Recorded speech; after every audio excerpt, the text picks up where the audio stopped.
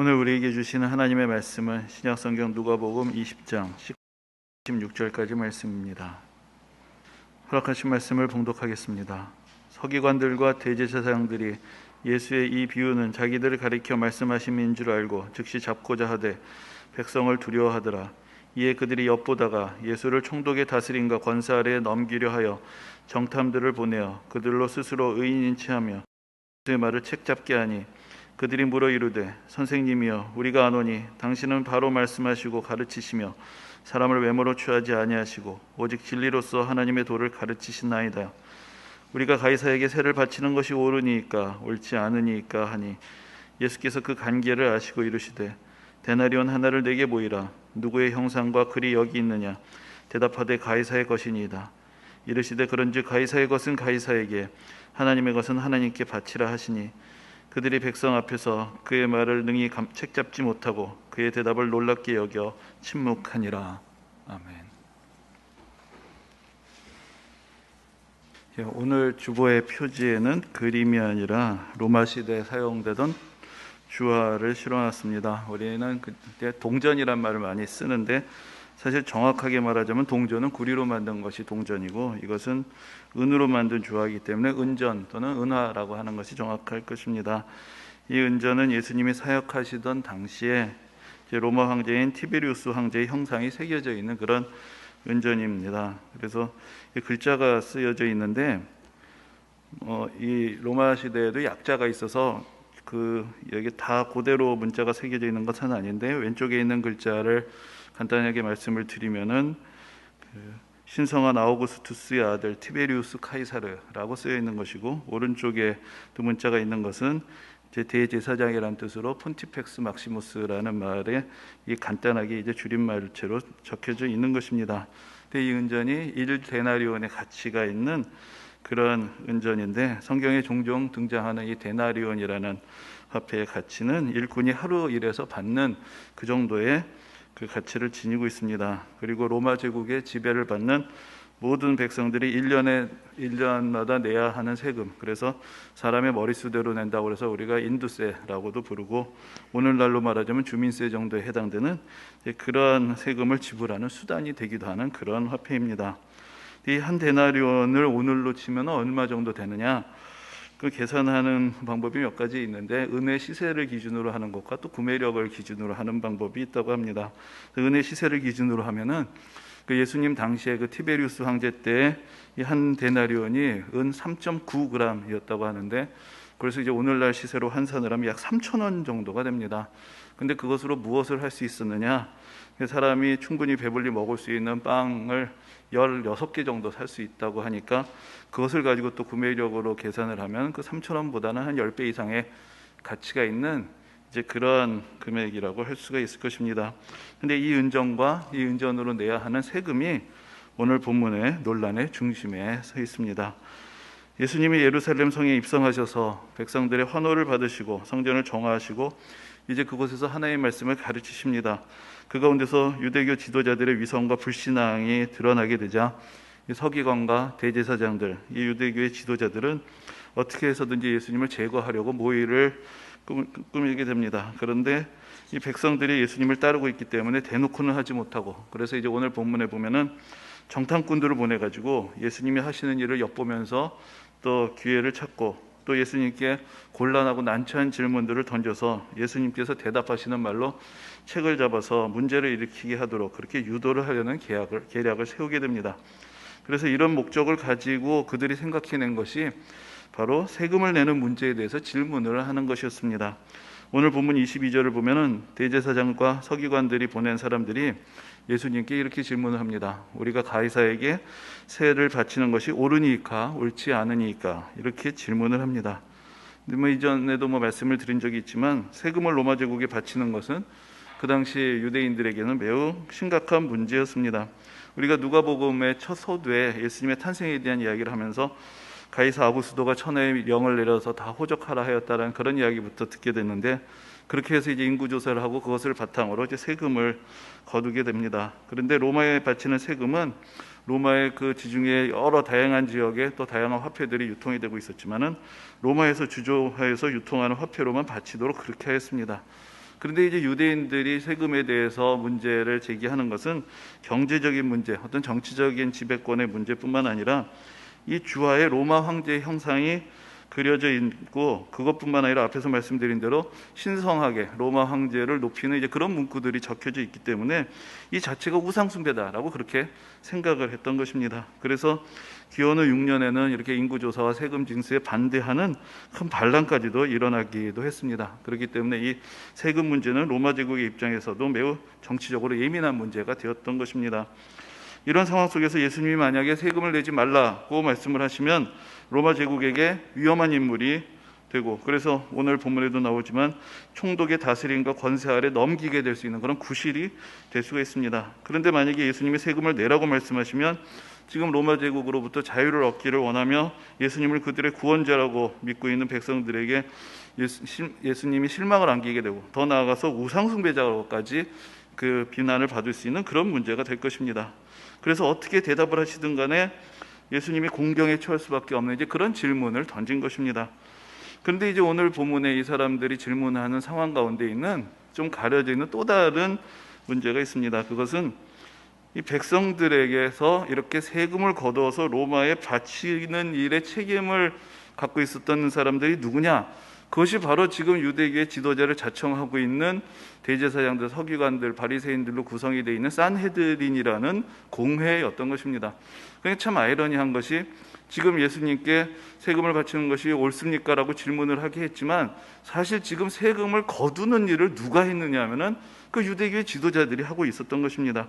그들은 그렇게 해서 로마 제국으로부터 이 세금을 거둘 수 있는 그런 권한을 받음과 동시에, 그래서 세금을 걷어서 로마 제국에 갖다 바치면서 자기들의 지위를 로마로부터 보장을 받고, 그래서 로마 사람들이 오기 전부터 자기들이 누리던 성전에 대한 어떤 모든 권한들, 백성들을 위해서 그들을 지배할 수 있는 모든 권한들을 보장받는 그런 일들을 하고 있었던 것입니다.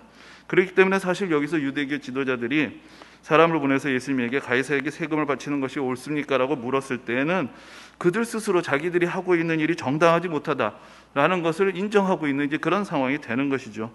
그리고 그들로서도 이 현실에서 로마 제국을 무시할 수도 없고, 또 자기들이 가지고 있는 권한을 포기할 수도 없는 그런 현실의 이익을 고려하면서 어쩔 수 없이 선택하고 있는 그들의 그 난처한 상황을 예수님께 떠넘기면서 자기들도 답을 찾지 못한 문제니 예수님께 어떻게 질문을 해도 결국 예수님도 빠져나가실 수 없을 것이다 라는 그런 의도를 그 가운데 갖고 있었던 것입니다. 그런데 이제 예수님은 그들의 의도를 물론 잘 알고 계셨습니다.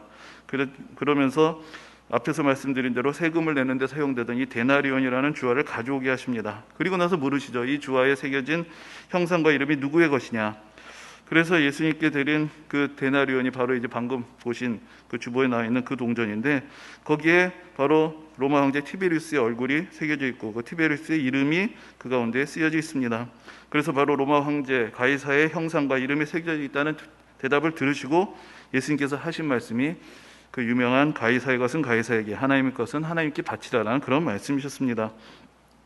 근데 이제 오늘 본문에 등장하는 이 은화 데나리온에는 티베리우스 황제의 옆모습이 새겨져 있는데, 이 주화라는 것이 처음에 만들어지고 사용될 때부터 왕들이나 황제들의 얼굴이 새겨져 있었던 것은 아니었습니다.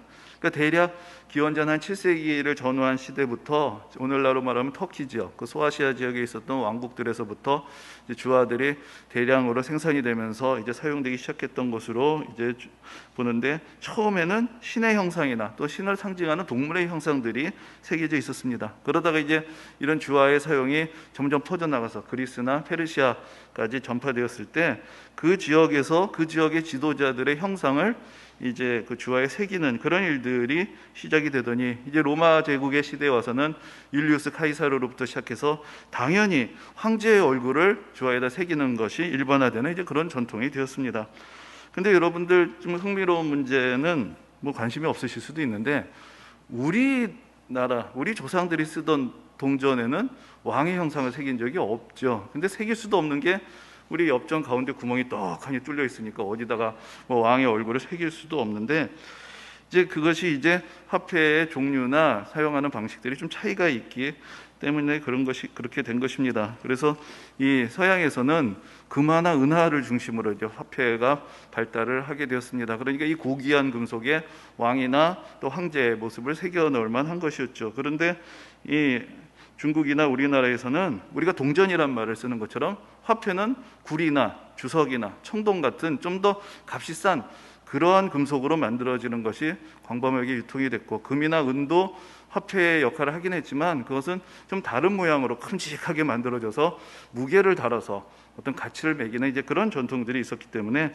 일상에서 사용되고 있는 그런 동전들은 훨씬 더 값이 떨어지는 것이었습니다. 그러니까 거기에 왕이나 황제들의 얼굴을 새길 생각도 별로 하지 못했고, 거기다가 거래를 하려면 많은 양이 필요하니까 아예 구멍을 뚫어가지고 줄로 끼워가지고 많은 양을 이렇게 보관할 수 있는 이제 그런 전통이 생기게 된 것입니다. 근데 이제 로마 시대에 이렇게 주화에 황제의 얼굴을 그려넣게 된 것에는 두 가지 의미가 있습니다. 첫째로서는 이제 그 당시에 무슨 뉴스가 있었던 것도 아니고 뭐 인터넷이 있었던 것도 아니고 새로운 황제가 등극을 했을 때 그것을 어떻게 백성들에게 가장 효과적으로 알릴 수 있느냐, 그 황제의 이름으로 새로운 동전을 만들어서 새로운 주화를 만들어서 유통을 시키는 것입니다. 그럼 돈이 바뀌는 것을 보고 사람들이 아, 황제가 바뀌었구나, 이 세상의 권력자가 바뀌었구나, 그것을 이제 알게 되는 것이죠. 그리고 또 하나는 이 화폐가 경제적인 교환의 수단으로서 안정적으로 사용이 되려면 그 가치를 보장을 해줘야 되는 것인데, 그래서 그 액면적인 그런 금액과 또 그 재질에 합당한 그런 가격을 가진 것으로 보장을 해줘야 되는데 그 역할을 바로 황제가 해준다는 것을 의미하는 것입니다. 그래서 우리나라 돈에도 보면은 이제 한국은행 총재 도장이 딱 찍혀 있는 것은 이 액면가를 한국은행이 보장한다, 이제 그런 의미가 되는 것인데, 바로 황제의 얼굴이 이 화폐의 가치를 보장하는 그런 의미를 갖게 되었던 것입니다. 그러니까 다른 말로 하자면 로마의 황제들은 자신의 형상이 새겨진 주화를 자기가 다스리는 온 세상에 뿌리면서 바로 이 온 세상이 자기의 것이라고 생각하고 자신이 이 세상의 모든 부를 보증해주는 그런 권세를 가졌다라고 생각하고 있었던 것입니다. 그러나 그렇다고 해서 온 세상이 가이사의 것이 되는 것이 아니고 우리에게는 우리의 충성을 바치고 섬겨야 할 다른 왕이 계셨던 것입니다. 여기서 우리가 주목해야 되는 것은, 원래 예수님에게 질문을 던질 때 질문은 가이사에게 세금을 바치는 것이 옳으냐의 문제였습니다. 그런데 예수님은 이 문제를 형상과 그 형상의 주인에 대한 문제로 바꾸십니다. 그래서 바로 가이사에 대한 형상과 하나님의 형상에 대한 문제로 바꾸시고 궁극적으로 하나님에 대한 우리의 자세의 문제를 여기서 제기를 하시는 것입니다. 예수님은 가이사의 형상이 새겨져 있는 은전을 가이사에게 다시 돌려주라고 말씀하시고 그것으로 끝이신 것이 아니라 그 뒤에 하나님의 것은 그러므로 하나님께 바쳐야 된다라는 이야기를 덧붙이셨습니다. 예수님의 말씀의 뜻을 다시 풀어보면 이렇게 됩니다. 각각의 형상은 그 본래의 주인에게 속한 것이다. 그러니까 가이사의 형상이 새겨진 것은 가이사에게 돌려주면 된다. 그런데 바로 너희들은 하나님의 형상으로 지음을 받은 존재들이 아니냐. 그러므로 지금의 문제는 가이사의 것을 가이사에게 돌려주느냐 마느냐의 문제보다 하나님의 형상을 지닌 너희들이 너희 자신을 하나님께 온전히 바치고 있느냐의 문제다라는 새로운 가르침을 우리에게 주시는 것입니다. 우리도 오늘날 세상의 권세에 관심이 많습니다. 그래서 우리가 어떤 관계를 맺어야 하는지 거기에 대해서도 여러 가지 입장이 있고, 특히 세금의 문제들, 지금도 뜨거운 문제고 여러 가지 주장을 하고 비판을 합니다. 그런데 우리에게 있어서 더 중요한 관계가 있는데 그것은 하나님의 나라와 우리가 지금 어떤 관계를 맺고 있느냐의 문제입니다. 가이사의 것은 가이사에게, 하나님의 것은 하나님께 바치라는 이 말씀은 예수님이 하신 말씀들 중에 후대에 가장 큰 영향을 미친 말씀들 중에 하나라고 할 수 있습니다. 많은 사람들이 이 말씀에서 세속의 권세와 영적인 권세의 이중적인 권세에 대한 순종을 예수님께서 가르치셨다, 이렇게 생각을 하고, 또 예수님이 세속 권세의 어떤 자율적인 영역을 인정하신 것이다, 그렇게 해석해 오기도 합니다. 물론 그렇게 해석할 여지도 있고, 또한 후대의 바울도 이 세상의 위정자들을 위해서 기도해야 하고 이 세상의 권세에 순종해야 되고 그들이 요구한 대로 세금을 바치라고 그렇게 성도들에게 권면을 하기도 했습니다. 그런데 오늘 본문의 맥락에서 보면 예수님의 말씀의 의미의 핵심은 우리가 어디에 관심을 가져야 하는가, 그것을 상기시켜 주시는 것입니다. 우리는 어찌되었건 이 세상에서 살고 있습니다. 이 세상의 권세와 관계를 맺지 않을 수가 없습니다. 어떻게 생각하면 이것은 너무나 당연한 것입니다. 지금 예수님이 그것에 대해서 굳이 강조하실 이유가 없습니다. 이미 유대 지도자들도 앞에서 말씀드린 대로 로마 제국의 비호 아래에서 자신의 권세를 확보하고 살아가고 있습니다. 문제는 그러므로 근본적으로 우리가 세상의 권세와의 관계가 아니라 하나님 나라의 권세와 어떤 관계에 있느냐, 그것에 대해서 우리의 주의를 환기하신다는 데 있는 것입니다. 우리가 그리스도인으로서 이 세상에서 하나님의 뜻대로 살아가고 이 세상에서 하나님의 뜻이 이루어지도록 관심을 가지고 참여하는 사명이 있는 것, 그것은 누구나 다 알고 있는 이야기입니다. 그렇기 때문에 우리가 그리스도인으로서 또 정치에도 관심이 있고 또 한 사람의 시민으로서 책임과 권리를 다해야 할 것입니다. 그런데 이러한 사명을 감당하기 위해서는 먼저 우리들 자신의 영적인 정체성을 분명하게 세워야 합니다. 어떤 면에서 지금 우리 시대의 문제는 그리스도인들이 너무 영적인 문제에만 관심이 있고 세상의 문제에 관심이 없어서 문제가 아니라 사실은 어떤 면에서 너무 정치 과잉의 상태에 있다는 것이 문제입니다. 사실 지금 오늘날 대한민국에서 살게 되면 그것은 어쩔 수 없는 환경이 되어버립니다. 국민들 모두가 다 지금 정치 평론가가 되어 있습니다. 그것은 그만큼 누가 이 나라에서 권력을 가지고 있고 그 권력이 무엇을 추구하느냐가 일반 시민들의 삶에 큰 영향을 미치고 있고 또 그렇게 된다고 생각하고 있기 때문에 다 그런 영향 속에서 살아가고 있을 것입니다. 그런데 그 가운데서 우리는 그리스도인으로서 이 세상 속의 문제를 어떤 관점에서 바라봐야 하는 데에 대해서 별로 확실한 입장을 갖지 못하고 있습니다. 그래서 그냥 세상에서 갖게 된 관점을 그냥 그대로 교회 안으로 가지고 들어오게 되는 것을 봅니다. 그래서 예의상 굳이 다른 사람들하고 시비가 붙기가 싫으니까 내 주장을 가리고 삼가는 것뿐이지, 내가 그리스도인이기 때문에 다른 형제자매들, 다른 그리스도인 형제자매들과 함께 공유하고 있는 그러한 입장, 그러한 주장이 있는가? 사실 그것을 찾기가 쉽지가 않습니다. 지금 그것이 사실은 우리에게 있어서 더 중요한 문제가 되고 있는 것입니다. 지금 사람들이 자꾸만 예수님을 현실 정치의 문제로 끌어들여서 예수님에게 흠집을 내려고 하고 있습니다. 예수님이 예루살렘에 들어가신 때로부터 예수님의 대적들뿐만 아니라 예수님을 가까이 하던 사람들도 다 정치적인 입장에서 예수님을 주목하고 기대합니다. 지금 예수님의 가장 중요한 관심사가 당연히 로마 제국의 지배로부터 이스라엘 백성들을 건져내는 것에 있으려고 생각하면서 자꾸만 이러저러한 질문을 던지고 비방을 하기도 하고 자신의 기대를 투영하면서 예수님을 바라보고 있었던 것입니다. 그러나 지금 예수님은 하나님의 나라를 바라보고 계시고 하나님의 뜻을 생각하고 계십니다. 오늘 본문에서 가장 이해하기 힘든 것은 사실은 예수님께서 가이사의 것, 하나님 것을 나누셨다 말았다 그 이야기가 아니라, 사실은 지금 원래 우리가 앞에서 설명했던 맥락으로 본다면 지금 예수님의 대적자들은 로마의 총독에게 그리고 백성들에게 부정적으로 보이게 하려고 질문을 던진 것이고, 예수님이 그 질문을 받으셔가지고는 교묘하게 빠져나가신 것처럼 생각을 할 수 있습니다. 그런데 사실 그 다음에 벌어진 일도 우리는 잘 알고 있습니다. 예수님이 그렇게 빠져나가시려는 것도 아니었고 또 실제로 그렇게 되지도 않았습니다. 예수님은 결국은 빌라도의 법정에 서셨고 백성들은 예수님을 십자가에 못 박으리라고 외치게 됩니다. 만약 이 질문으로 난처해진 상황에서 빠져나가시는 것이 예수님의 뜻이었다면 그렇게 예수님의 뜻대로 일이 돌아가지 않은 것입니다. 그런데 예수님의 관심은 그것이 아니었습니다. 가이사의 문제가 예수님의 관심이 아니었습니다. 사실 예수님은 유대 지도자들이 예수님을 어떻게 하려는지, 로마 총독 빌라도가 예수님에 대해서 어떻게 생각을 하는지, 백성들이 예수님에 대해서 환호하는지 비방하는지 전혀 개의치 않으셨습니다. 예수님의 궁극적인 관심은 이 땅에 있는 나라가 아니라 하나님의 나라에 있었기 때문입니다. 그리고 이 가이사의 형상이 어떻게 사용되는지 보다 하나님의 형상을 지닌 사람들, 그들이 마땅히 가져야 하는 그 하나님의 형상을 마땅히 지녀야 하는 사람들의 운명, 거기에 예수님은 더 큰 관심을 가지고 계셨던 것입니다. 근본적으로 우리들 한 사람 한 사람은 하나님의 형상으로 지음받은 거룩하고 존귀한 존재들입니다. 창세기에서 하나님의 형상대로 사람을 지으셨다고 가르치는 것은 당시로 보면 매우 파격적인 선언이었습니다. 물론 고대 사회에서도 어떤 인간은 신의 형상을 가진 존엄한 존재라고 여겼습니다. 그 사람들이 바로 왕들, 황제들이었습니다. 그래서 처음에 신의 형상을 담고 있었던 주화들에 아무런 거리낌 없이 왕의 형상을 집어넣을 수가 있었던 것입니다. 그러나 성경은 이 왕들이란 존재들이 전혀 특별한 존재가 아니고 모든 사람들이, 모든 인간들이 다 하나님의 형상으로 지음받은 존귀한 존재라는 것을 가르쳐 주었습니다.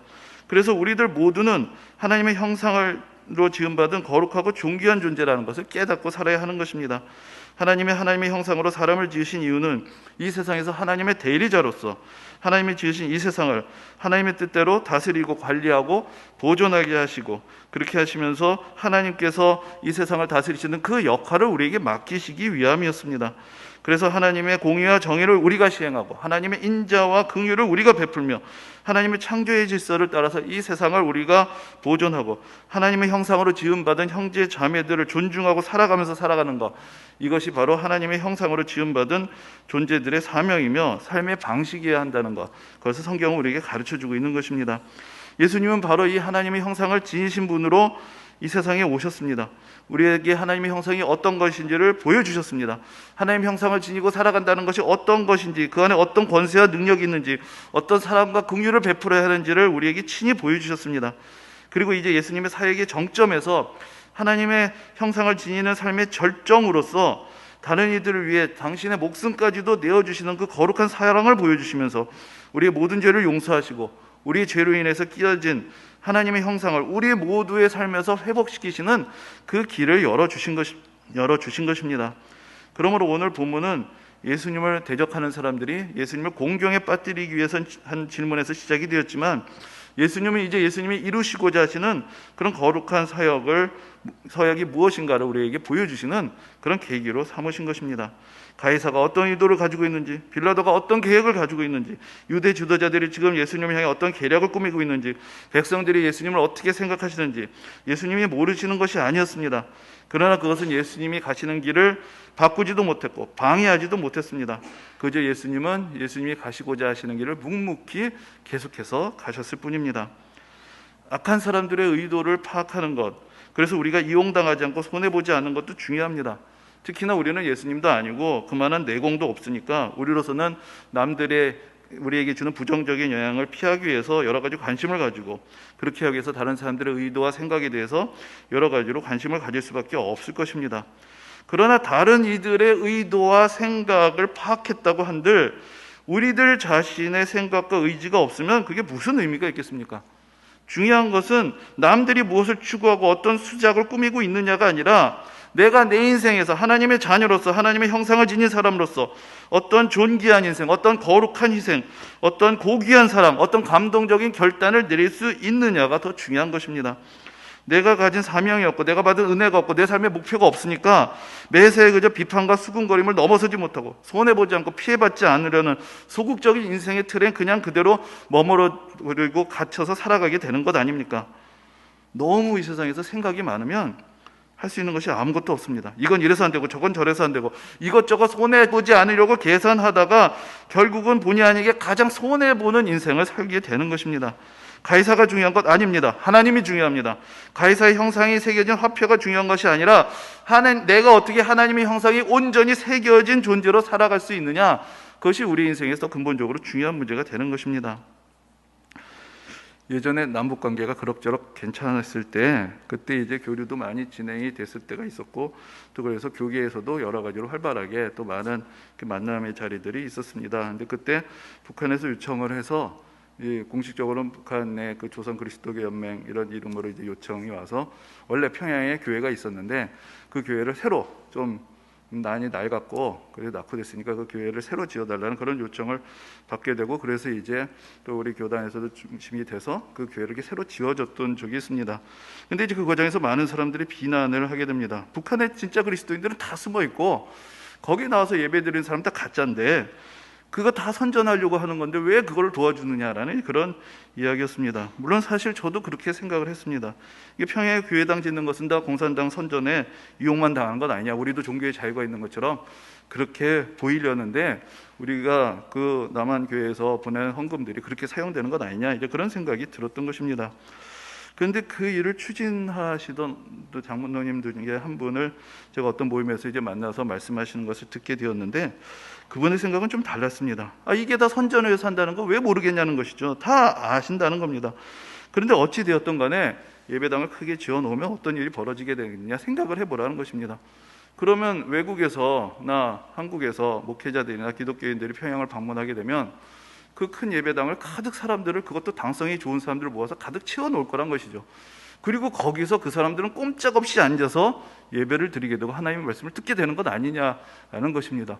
그러면은 거기서 그 사람들의 당성이 이기는 것인지 하나님의 말씀이 이기는 것인지 왜 그것을 부정적으로만 생각하느냐. 하나님께서 역사하실 수 있는 자리만 우리는 만들어 놓으면 되는 것이고 그 다음 하나님께서 역사하시지 않겠느냐, 그런 이야기를 하시는데 제가 그 이야기를 들으면서 그 말씀도 일리가 있다, 그런 생각을 하게 되었습니다. 악한 자들의 의도 당연히 있습니다. 근데 악한 자들의 의도가 무서워서 이것도 못하고 저것도 못하게 되면 아무것도 못하는 것이죠. 우리는 우리대로 하나님 뜻 안에서 선한 의도를 가지고 우리가 가질 수 있는 모든 기회를 통해서 하나님의 선한 역사를 하기 위해서 최선을 다하는 것입니다. 악한 자들의 의도대로 세상이 돌아갈 것이냐?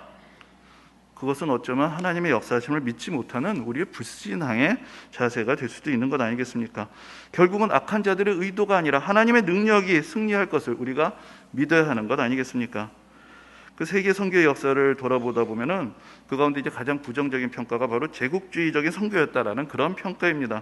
교회가 제국주의 앞잡이가 되었고 서구 중심주의적인 세계관을 전파하면서 토착 문화를 억압하는 그런 결론을 가져왔다. 이제 그렇게 선교에 대해서 비판적인 이야기를 하는 이야기들도 많이 듣습니다. 근데 그 결과를 생각해 보면 실상이 꼭 그런 것은 아니었습니다. 물론 선교사들 한 사람 한 사람들 중에 그런 성향을 가진 사람들도 있었을 것이고 또 현지 문화에 대한 오해와 편견을 또 서구인으로서 피할 수 없었을 것입니다. 그리고 또 실제로 본국의 식민 정책에 이용을 당한 사람들도 있었을 것입니다. 그러나 그런 한계에도 불구하고 어떠한 지역이든지 헌신적으로 복음을 증거한 곳에서는 결국은 현지인들이 중심이 된 교회들이 세워지게 되고 현지인들이 지도자로 세워지게 됩니다. 그러면서 이야기들이 달라지기 시작합니다. 선교사들은 어차피 자기 한계 안에 갇혀 있는 사람들입니다. 실수할 수 있고 잘못 생각할 수 있고 잘못된 사역을 할 수 있습니다. 그러나 그것 때문에 선교의 가치 자체가 허물어지는 것이 아니라 그 한계 안에서 최선을 다해서 복음의 씨를 뿌릴 때 그 씨가 자라나면서 현지인들의 교회가 세워지게 되면 그러면서 그들 자신의 문화에 맞는 복음을 전하게 되고 그들 나라와 민족의 미래를 위해서 새로운 도전을 그리스도 안에서 하게 되는 그런 역사들이 계속해서 이어지게 되는 것입니다. 지난주에도 말씀을 드렸지만 지금 세계에서 가장 복음이 활발하게 전파되는 곳 중에 하나가 아프리카입니다. 그리고 아프리카 교회는 오늘날 자신들의 고유의 문화와 결합된 기독교 신앙을 표현하고 있는 것으로 또 그렇게 잘 알려져 있습니다. 근데 지금 아프리카에서 기독교의 부흥을 이끌고 있는 대부분의 지도자들은 다 아프리카 사람들입니다. 그런데 그 사람들도 다 결국은 서양 사람들, 해외에서 온 선교사들로부터 복음을 전파받은 사람들입니다. 그리고 그 선교사들 중에는 제국주의자들도 있었고 현지 문화에 대한 편견을 가지고 있다고 비난을 받았던 사람들도 있었습니다. 그럼에도 불구하고 복음의 씨가 뿌려지고 자라났을 때 결국은 아프리카 사람들의 교회가 세워지고 그들 스스로 전파하고 성장하고 이제는 세계를 향해서 선교하는 그런 역사까지 일어나게 된 것입니다. 세상의 권세는 언제나 부정적인 영향력을 미치게 되어 있습니다. 자기의 힘을 과시하고 마치 자기 힘으로 온 세상을 좌지하는 것 같이 행세를 하려고 합니다. 그리고 우리는 그 영향력을 받고 살아가고 있습니다. 그리고 우리는 다 불완전한 존재들입니다. 분명히 우리에게도 부정적인 모습들이 있을 것이고 또 그런 영향 속에서 우리가 변화가는 모습도 있을 것입니다. 그러나 더 중요한 것은 지금 우리가 이 세상과 어떤 관계를 맺고 어떻게 대응할까 이전에 내가 하나님과 어떤 관계를 맺고 있는가, 예수 그리스도의 십자가가 내 인생에 어떤 의미가 있는가, 내가 성령님의 인도하심을 어떻게 따르고 있는가, 여기에 먼저 우리가 주목을 해야 하는 것입니다. 나는 지금 어디에서 와서 무엇을 위해서 살고 어디로 가고 있는가, 내가 가고 있는 이 길은 예수 그리스도께서 가셨던 그 길과 어떻게 같고 어떻게 다른 것인가. 우리가 사순절 하루하루를 보내면서 가이사의 나라가 아니라 하나님의 나라를 먼저 생각하고 가이사의 형상이 담긴 그 주화를 내가 어떻게 얻고 어떻게 사용해야 할 것인가 보다 하나님의 형상을 우리 삶 속에서 우리가 어떻게 새기고 어떻게 드러내야 할 것인가, 그것을 먼저 생각하고 드러내고 실천할 수 있는 그런 복된 인생길이 되시기를 주님의 이름으로 축원합니다.